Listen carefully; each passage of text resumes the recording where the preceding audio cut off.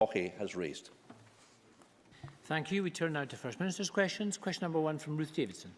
Thank you. To ask the First Minister what engagement she has planned for the rest of the day. First Minister. Engagements to take forward the Government's programme for Scotland. Ruth Davidson.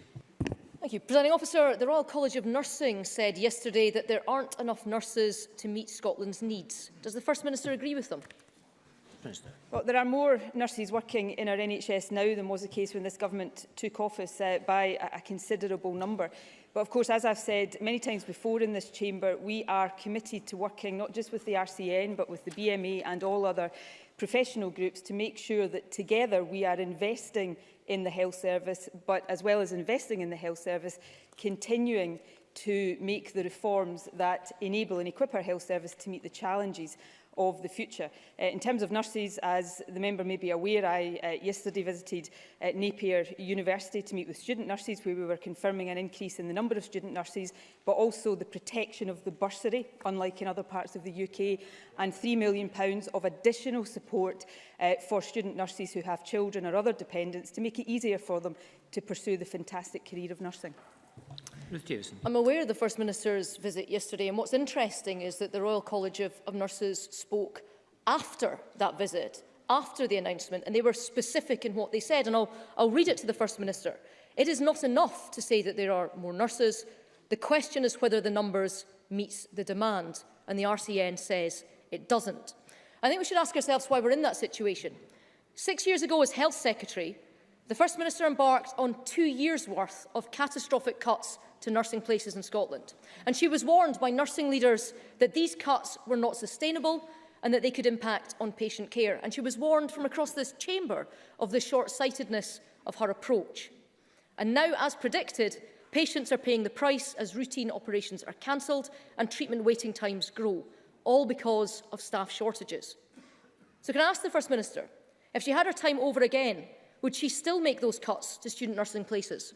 First Minister. Well, let me make a few points about that. I well remember that period. There were significant challenges at that time of student nurses being unable to get work. There was a problem of nurse unemployment, and we took decisions, as I think we were right to do, on the basis of the data that was available to us at the time.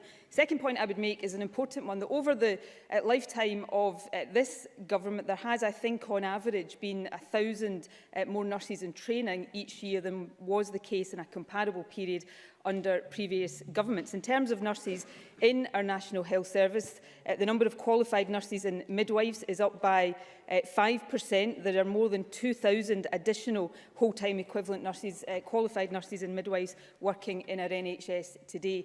So that is a sign of the commitment of this government to supporting and investing in our National Health Service. But I have been very clear in the past, and will continue to be clear, about two things. Firstly, the need for continued investment. That's why this government was elected on a commitment to increase investment in the health service over this Parliament by £500 million more than inflation, a stronger commitment than that of any other party in this Parliament. But secondly, we have to reform our National Health Service. That's why we have integrated health and social care. That's why we're also committed to getting more money into primary, community and mental health services. And lastly, I would simply say this to Ruth Davidson. Right now she's arguing for a budget where we would give a massive tax cut to the top 10% of income earners in Scotland. I would just ask her to reflect on what that would mean for the health budget if we were to follow the advice of the Tories in this chamber. Ruth Davidson. That sounded very much like the First Minister was asking for praise for trying to mop up a mess that her own cuts had made. But let's focus on the real-life impact of what's happened. We were contacted this week by a gentleman called Hugh Faulkner in Inverurie. He was put on an urgent referral for treatment last year and was told that he would receive surgery within 12 weeks. But he's now been informed that Aberdeen Royal Infirmary is no longer able to book his operation and has also stopped referring patients to the Golden Jubilee in Clydebank. He has been told that he will not get the operation that he needs.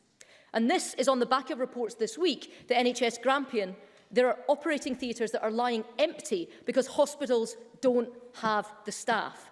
Now, I know that the First Minister cannot comment on individual cases, but I'd like to remind her of Audit Scotland's findings last year, that after 10 years of this SNP government, It has failed to do the long-term planning to build up a sustainable workforce in the NHS. And they've been at this for a decade. So can the First Minister explain to people like Mr Faulkner, who can't get an operation at the same time as operating theatres are lying empty due to a lack of staff? First Minister. Well, I mentioned the increase in qualified nurses and midwives in an earlier answer. Under this government, staffing in total has increased by over 11,500 whole-time equivalents. That takes staffing in our health service now to a record level. NHS Grampian, for example, right now is working to increase its theatre staff. The surgical team at NHS Grampian has just employed 7 newly qualified practitioners. So that is the sign of the commitment we have to staffing within our National Health Service. But we are also committed to going further. That's why, unlike other parties in this chamber, certainly unlike the Conservative Party, we are committed to further additional investment in our National Health Service. I say again, £500 million over and above inflation over the life of this Parliament. And I simply pose again the question that I posed in my last answer to Ruth Davidson, because it is an important question. We're in a budget process right now where we are committed to record investment in our National Health Service. Ruth Davidson wants us instead to cut tax for the top 10% of income earners in Scotland. Now, I do think people have a right to expect some consistency for the Conservatives when they come to this chamber. We are choosing investment in our National Health Service. Ruth Davidson thinks we should choose tax cuts for the wealthiest. Now, she's entitled to prioritise tax cuts for the wealthiest, but she then can't come to this chamber and ask for even more money for the health service. It's time for Ruth Davidson to choose, because I choose investment in the health service. Ruth Davidson.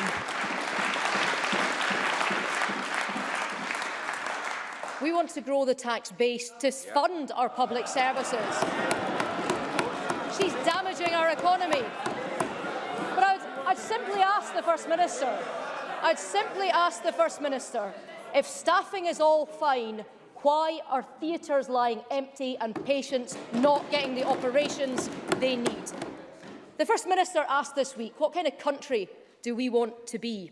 And I'm going to tell her the answer to that. I want a country that is run by a Scottish Government that spends its every waking hour sorting out public services like the NHS and not obsessing about another referendum. I want a Scottish Government that actually wants to deal with the child obesity crisis exposed today, not one plotting how Brexit can be used to create more division and uncertainty in Scotland. That is the country that I want back. She says that we must confront independence, but I think it's probably time that she confronted the failings of 10 years of this incompetent SNP government, and she tackled them instead. I think that's a bit rich, coming from the party that created the Brexit disaster that the rest of us are all now dealing with. But, you know, Ruth Davidson at least poses the right question, because it is a question of what kind of country do we want to live in. So I'll go back to the question that I posed to her earlier on, because she really can't have it both ways.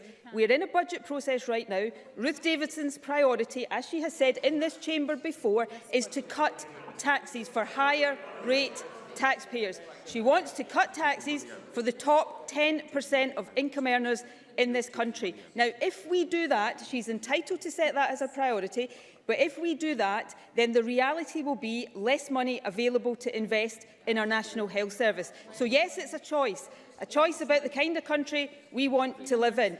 I choose a country that invests in its health service, not one that cuts taxes for the richest. That's the difference between this government and the Conservative opposition. So I will continue to take the action that we have done over these past 10 years to get more staff into our health service, to get more investment into our health service, to get waiting times in our health service down, and I will continue to make sure that we take that action over the life of this Parliament. And I will leave the Tories, the increasingly right-wing Conservative Party, to argue for tax cuts for the richest in our society.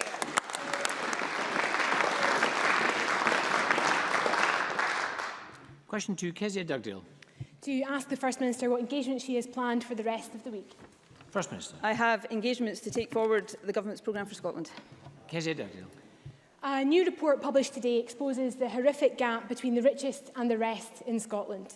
The Royal College of Paediatrics and Child Health say that in Scotland a child from a poorer background is more likely to suffer from ill health than a child from a wealthier area. In 2016, and after a decade of SNP government, a child's path in life is still determined before they leave the womb based on how much money their parents have. How does the First Minister think cutting £327 million from local services will change that? First Minister. As Kezia Dugdale knows, that is not the case. The budget that we have put forward is putting more than £200 million into local services. But let me turn to the important report that has been published today. It is an important report. It has important messages for the Scottish Government, but indeed important messages for governments right across the UK. Firstly, it's important to note at the outset the report's view that, and I'm quoting now, there have been notable improvements in health indicators for children over recent years. There is much that the Scottish Government is doing to reduce the impact of inequality, and there is much in Scotland that can be celebrated and learned from. However, that said, I also agree with the report that there is much more required to be done, and we cannot be complacent. So we will consider carefully all of the recommendations in this report. Many of the recommendations are already in train. For example, the Child and Adolescent Health and Wellbeing Strategy, the Family Nurse Partnership, investment in health visitors, our child poverty bill, including income-based poverty measures at its heart, the maternity and neonatal review that was published last week, action to reduce smoking harm, action to tackle obesity and improve physical health, for example, supporting the Daily Mile in our schools, and our new mental health strategy. These are all things that the report says that we should do and that we are doing. And of course, as we get new welfare powers, we will do things like introduce a new Best Start grant for the poorest families across the country. So I would hope genuinely on this most important of issues that we'd have support across the chamber for the measures we are taking to improve child health and to reduce inequality in our society. Kezia Dugdale.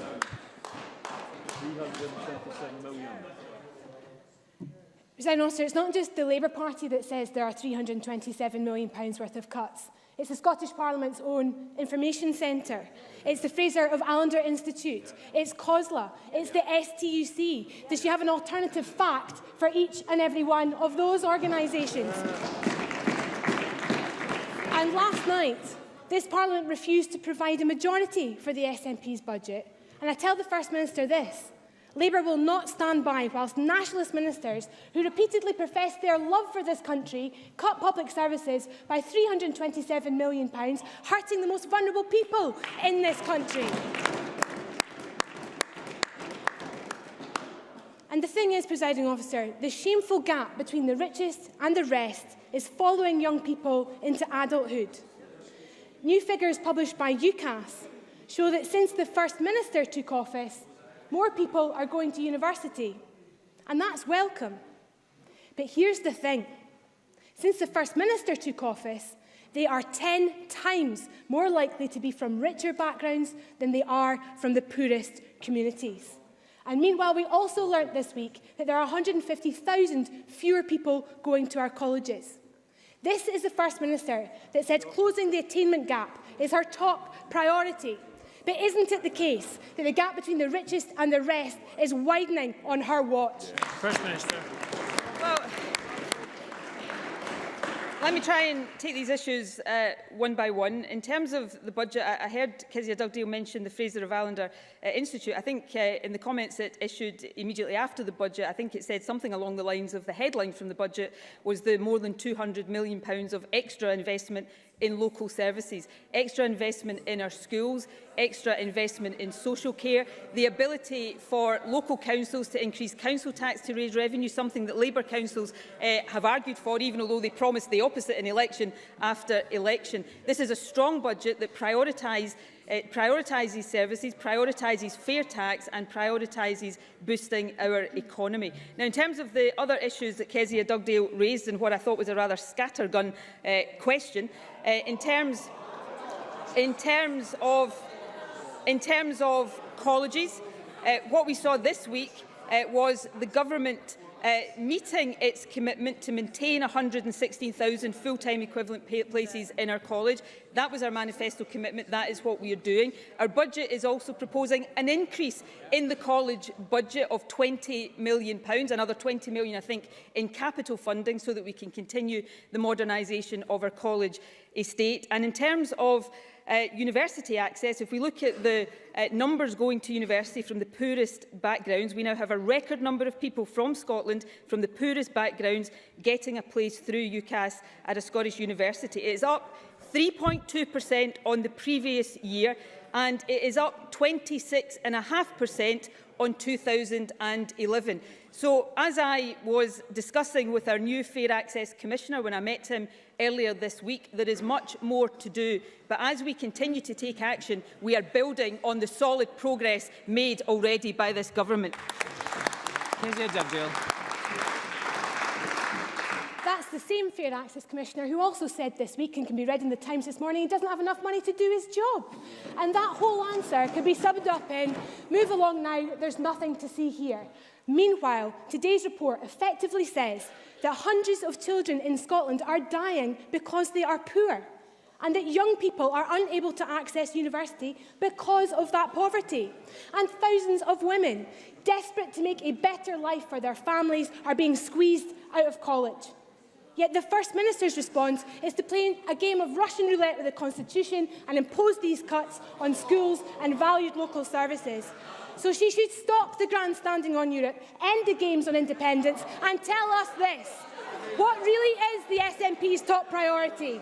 Is it closing the gap between the richest and the rest, or is it just another divisive independence referendum? First Minister. Well, that was very, very telling, wasn't it? Because very telling. Interestingly, it's the Conservatives and Labour who want to talk about the Constitution today, not me or any of us in these benches. But Kezia Dugdale used to say, not that long ago, that we should protect our place in Europe. It wasn't that long ago she was standing where she is today, demanding that the Scottish Government protected our place in Europe. Today, that is grandstanding, as Labour yet again roll over and do exactly as they're told by the Conservative Party. No wonder the Scottish Labour Party is in the pathetic state that it is in today, not the courage of its convictions. But let me turn again to the important things that Kezia Dugdale raised: child poverty and inequality, and getting more children from poorer backgrounds into university. You know, these problems didn't start when the SNP took office. These problems developed under generations of Labour government in this country. What this government has done is start to make progress to tackle these problems, getting more young people from poorer backgrounds into university, tackling child poverty. So we will continue to take the action that Scotland needs, and will leave Labour whining on the sidelines.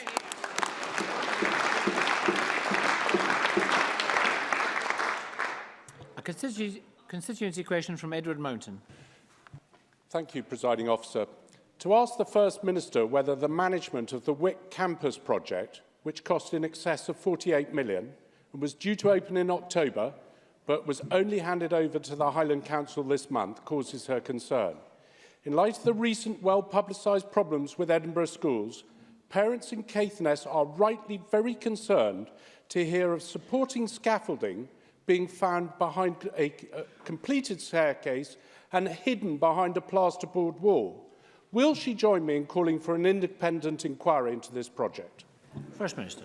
Well, this is a Highland Council project. There have been delays in the project, and I know Highland Council have been engaging with the local community around the reason for those delays. I'm happy to look into the particular issue that Edward Mountain raises, although I think it would be a matter in the first instance for Highland Council. But I will ask the Education Secretary to look into it and to answer that specific question to him in writing. Question number 3, Willie Rennie. What issues will be discussed at the next meeting of the Cabinet? First Minister. Matters of importance to the people of Scotland. Willie Rennie. Yet again, this week, this Parliament and this Government has been dominated by independents. It's been like that. They laugh. They laugh. But it is this government that is obsessed with independence, not with solving the problems in this country. And it's been like that for almost every day of every week for the years of this government. But this week, we hear about college places cut, economic growth being weak, and unemployment rising. Threats about independence won't solve those problems. It's the budget for the economy and young people that will. Our costed budget proposals are urgent. Yesterday, her government failed to command a majority for her budget in this Parliament. It's not looking good for next week's vote. Does she recognise that?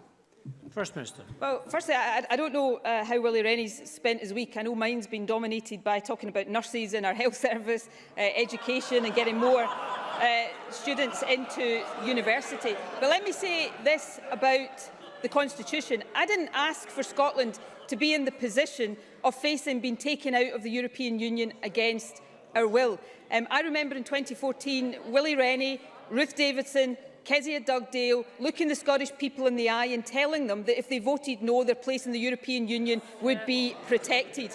It wasn't me, it wasn't this government, it wasn't the people of Scotland who asked to be in this position. So I will apologise to no one for standing up for Scotland's interests and trying to protect Scotland's interests. And in terms of the budget, Presiding Officer, we will continue to talk to other parties if they are willing to talk to us in a constructive manner, which, in spite of the tone of his question today, I know Willie Rennie has been doing with the Finance Secretary. So we will continue to look for compromise. We will continue to take appropriate compromises, but we will also be very clear that as the largest party in this Parliament, by a considerable distance, we have a duty to the people of Scotland to deliver on our manifesto. So with that principle very much in mind, of course, we will continue to talk to other parties about budget positions over the course of this week. Willie Rennie. She started off answering that question by saying that she denied she was obsessed about independence, then spent almost the rest of the answer doing exactly that.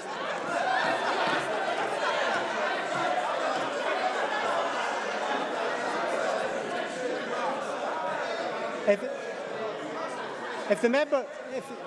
the SNP members can calm down just a little bit, I'll try and finish my answer. I am afraid this First Minister is so focused on her lifelong mission of independence, she is incapable of seeing the problems on our own doorstep.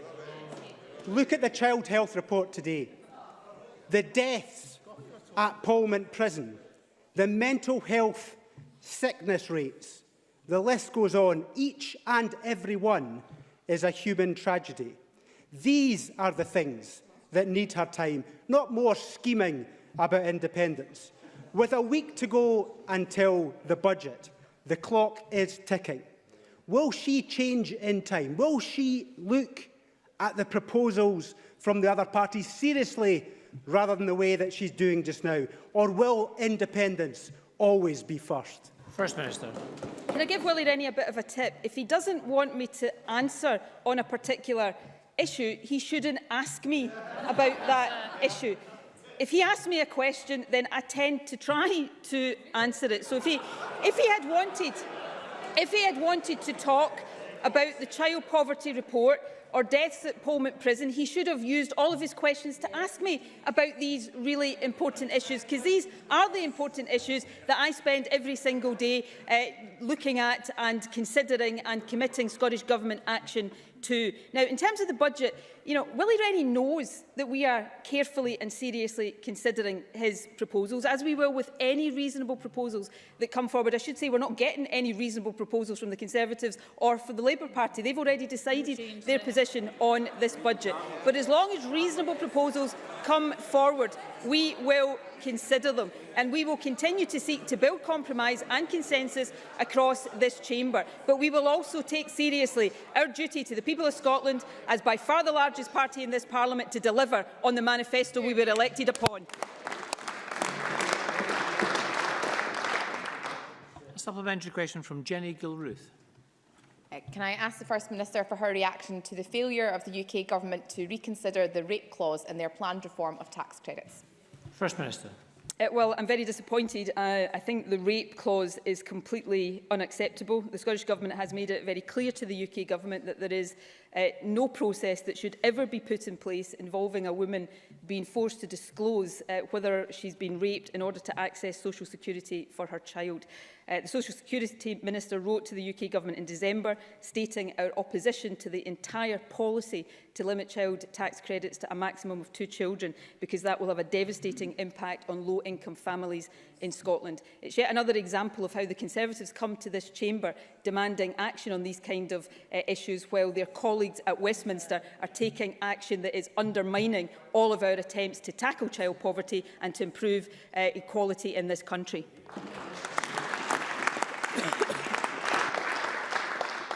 Tavish Scott. Thank you, Presiding Officer. Is the First Minister aware that Rape Crisis Shetland want to ensure women who have been sexually assaulted no longer need to travel to Aberdeen for forensic examination? Will she accept the prospect of travel by plane or overnight ferry is a barrier to rape survivors contacting the police? And therefore, will she ensure that the necessary medical equipment and training for medical staff are now provided so that victims of sexual assault can be examined quickly, securely, but above all in Lerwick? First Minister. Well, I do very much agree with the sentiments behind Tavish Scott's question. We're reviewing the way that forensic examinations are undertaken for victims of rape to ensure that they are done appropriately and sensitively and to bring into force the provision in the Victims and Witnesses Scotland Act 2014, which for example, allows a victim to make a request for the gender of the examiner who will examine them. I understand absolutely that there are particular issues and indeed particular challenges when we're dealing with our island communities, but somebody who has been the victim of rape in an island community has just the same right to access to justice as the victim of rape anywhere else. So we will continue to work with Rape Crisis Scotland and other organisations to make progress on these issues, and I'd be more than happy to ask the Justice Secretary to discuss the issues as they relate particularly to Shetland with Tavish Scott in more detail. And Ross Thompson. Thank you, Presiding Officer. The First Minister will be aware that her Cabinet Secretary for Finance is due to visit Aberdeen tomorrow to meet representatives of Aberdeen and Grampian Chamber of Commerce amid their growing concern at the enormous hikes in their business rates. At that meeting, Mr Mackay will be handed a letter signed by every member of Aberdeen City Centre Safety Group Unite, where some venues face a 300% increase in their rates. Unite has warned that the downturn has already forced some businesses into administration and that rates rises will mean more will simply disappear. Can the First Minister give a commitment today to Parliament, to the North East businesses, that her Cabinet Secretary will do more than pay lip service to affected businesses and will instead take expedient and meaningful action to address the issue and to seek a solution to mitigate the potentially devastating impact? First Minister. Well, the Finance Secretary will have these discussions in Aberdeen, as the member says, but the member presumably heard our exchanges at First Minister's questions last week. This is an independent revaluation process. It's not something that the Scottish Government can intervene in. Final valuations will be issued later this year, and all businesses, if they think the valuation for their particular property is wrong, have until September of this year to issue an appeal. Where the Scottish Government does have the power to act is around the reliefs and exemptions for business rates, and we have already taken action to lift 100,000 small business premises out of business rates altogether, and we will continue to make sure we have a business rates regime, including, of course, lowering the poundage rate that supports economic growth in this country. Question number 4, Kenneth Gibson. Thank you, Presiding Officer. To ask the First Minister what the Scottish Government's position is on the UK Government's new industrial strategy. First Minister. Well, our ambitions for a sustainable and inclusive economy are underpinned by our economic strategy, our manufacturing action plan, and of course our willingness to intervene in key strategic sectors, as evidenced by our action to save the steel plants and the Lochaber aluminium plant. I think there has been widespread recognition that the UK has lacked a strategic approach to industrial policy for many years, and therefore the publication of the industrial strategy this week is welcome. That said, there was a disappointing lack of engagement from the UK Government with the Scottish Government during the development of the consultation paper, which of course covers many devolved policy areas. So we have written to the Secretary of State for Business, Energy and Industrial Strategy to confirm that we remain ready to work with the UK Government on this for the benefit of Scottish businesses and our economy, as well as the wider UK economy. Kenneth Gibson. I thank the First Minister for that answer. Does the First Minister agree that it is vital that any industrial strategy which aims to reduce regional disparity must be compatible with key economic development projects like the Ayrshire Growth Deal? And can the First Minister advise the Chamber whether an industrial strategy which the Prime Minister claims will reach every corner of the UK, despite the Tories' abysmal record on regional development, is more likely to succeed in attracting investment and new talent whilst increasing innovation, research and development, employment and productivity, with Scotland in or out of the single market? First Minister. Well, I certainly agree with Kenny Gibson about the Ayrshire Growth Deal. I think any industrial strategy has to be built on recognising and supporting regional economic strengths. As I said in my initial answer, we've been disappointed by the limited consultation on the industrial strategy so far. In fact, the first time the Secretary of State for Business got in touch was on Monday morning, just hours before the document was published. So Keith Brown has written to him to request much stronger engagement for the future, which I think that is in the interest of the Scottish Government and the UK Government. On the final point raised by Kenny Gibson, there is of course a danger that the UK Government's proposed hard Brexit would jeopardise the Scottish economy, our businesses and the jobs they provide. And that is why we continue to call on the UK Government to deliver membership of the single market with its market of 500 million people, ideally for the UK as a whole, but certainly for Scotland. Question number 5, Miles Briggs. Thank you. To ask the First Minister what the Scottish Government's response is to the recent claim by Bliss Scotland that 3/4 of the country's neonatal units do not have enough nurses. First Minister. Well, I welcome the publication of the report by Bliss and would want to take this opportunity to commend them on the important work they do in supporting parents who have babies in neonatal care. Bliss also played a vital part in our own national review and recommendations that were published last week. Boards, of course, must ensure that their neonatal units are appropriately and safely staffed. When there are peaks in demand, boards work together at a regional or national level to ensure that babies receive safe levels of care. The neonatal managed clinical networks have put processes in place to manage and to escalate concerns if any units are under particular pressure at any time. Miles Briggs. I thank the First Minister for that answer, but can I quote to her directly what the Chief Executive of Bliss Scotland, Caroline Lee-Davy, has said about the reality facing our service in Scotland? She said neonatal units across Scotland are understaffed and under-resourced now. This is putting babies across Scotland at risk. Bliss Scotland's report also states that just 2 of the units have any plans to recruit the necessary nurses to meet the bare minimum standards for adequate neonatal service provision. After 10 years of being in charge of our health service, will she apologise to parents across Scotland who see this workforce crisis in our NHS?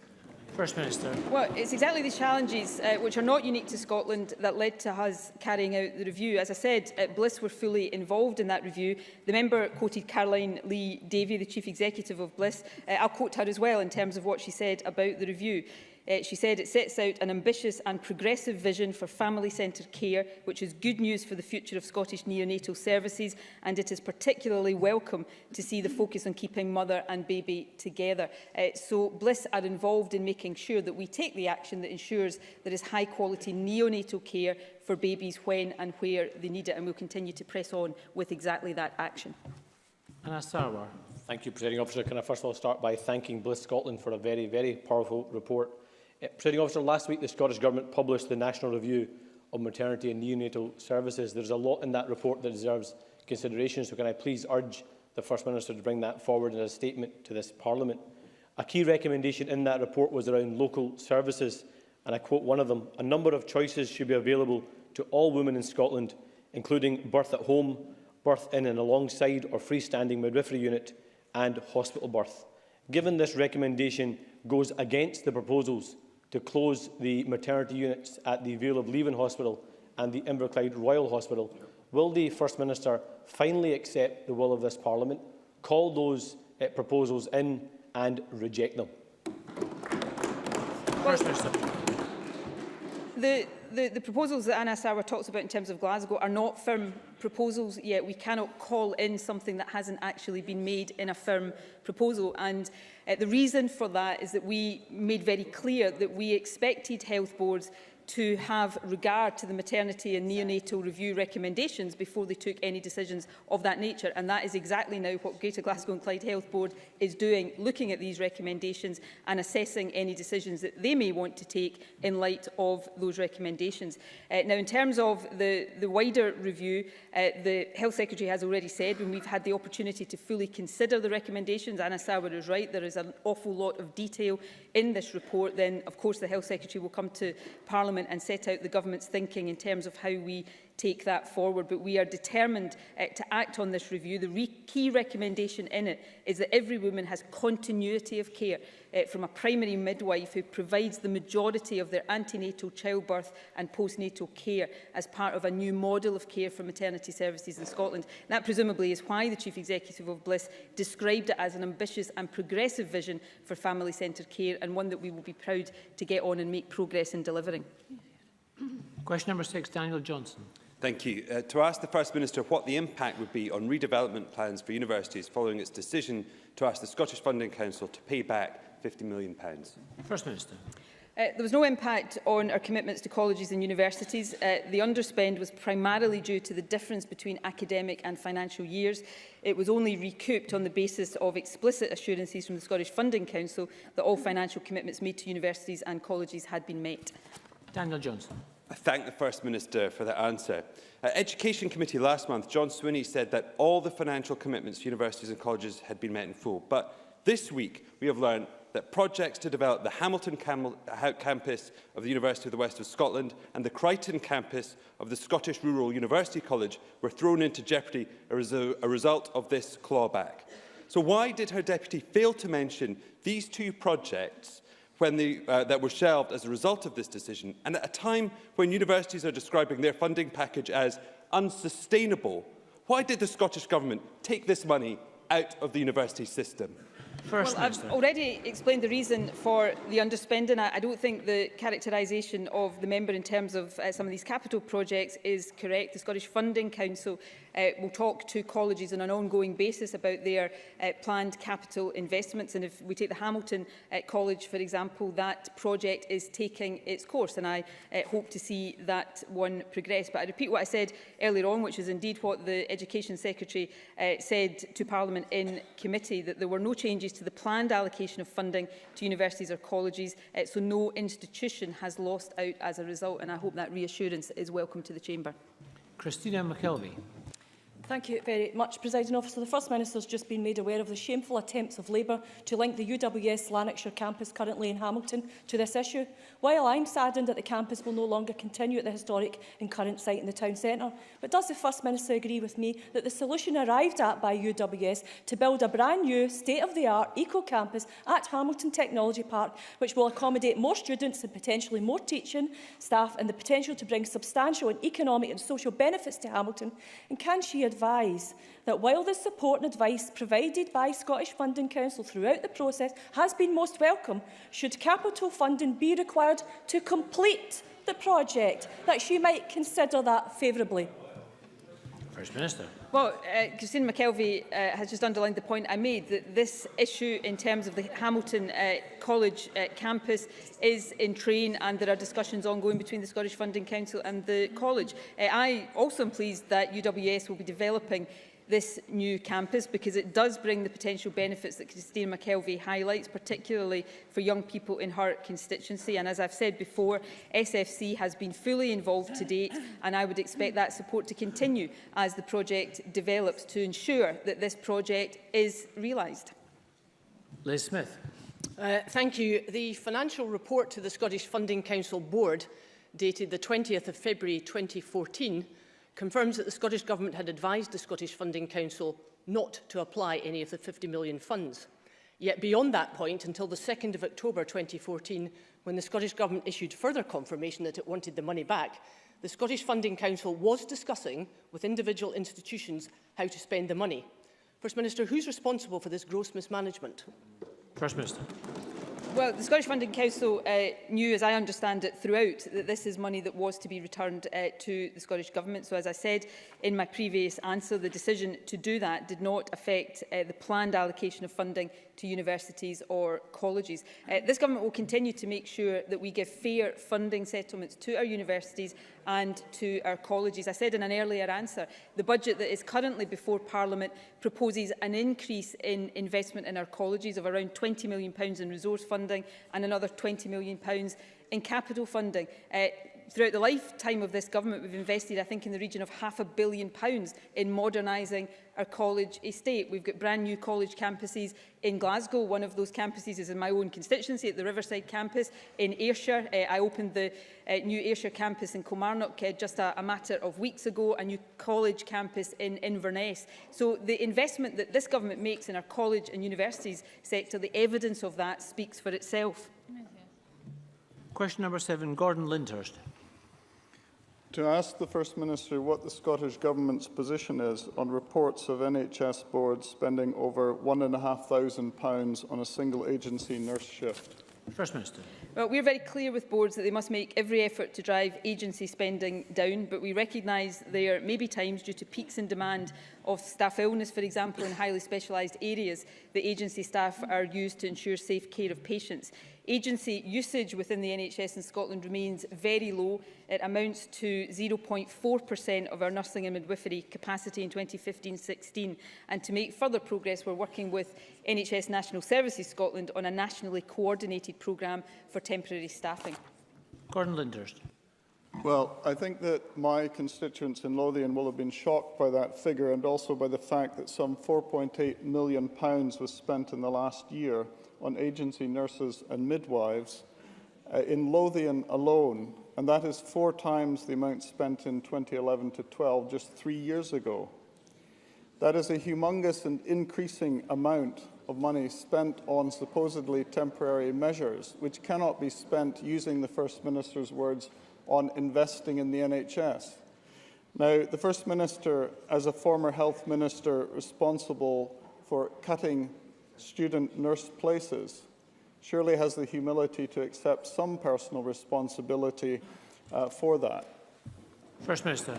As I said, spend on agency staffing is very low in the NHS, and agency usage amounts to less than half of 1% of nursing and midwifery capacity in 2015-16. As I also said earlier on, we have increased the number of qualified nurses and midwives working in our National Health Service, but we want to see reliance on agency staffing reduce even further, which is why we are committed to investing even further in staffing. If I take personal responsibility for everything that's within the responsibility of the Scottish Government. I haven't heard the member ask the Prime Minister or the Health Secretary south of the border to take responsibility for the report in July of this year, when NHS Trust paid over £2,000 for a single agency shift. So we will continue to take the action that makes sure our NHS is properly staffed, delivering the excellent care that they do to patients across the country. That brings us to an end of First Minister's questions. We're going to move on to members' business in the name of Jackson Carlaw. We'll just take a few moments. It's on Holocaust Memorial Day. We'll just take a few moments to change seats.